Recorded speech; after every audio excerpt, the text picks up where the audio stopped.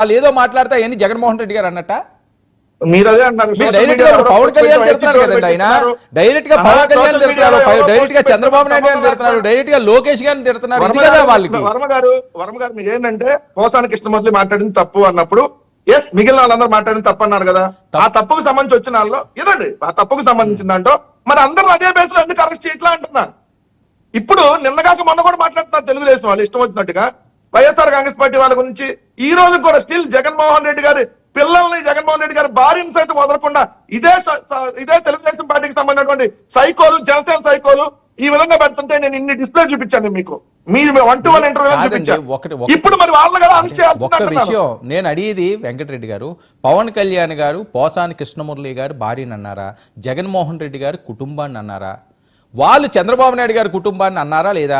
పవన్ కళ్యాణ్ గారి కుటుంబాన్ని అన్నారా లేదా? చిరంజీవి గారి కుటుంబాన్ని అన్నారా లేదా? ఎందుకు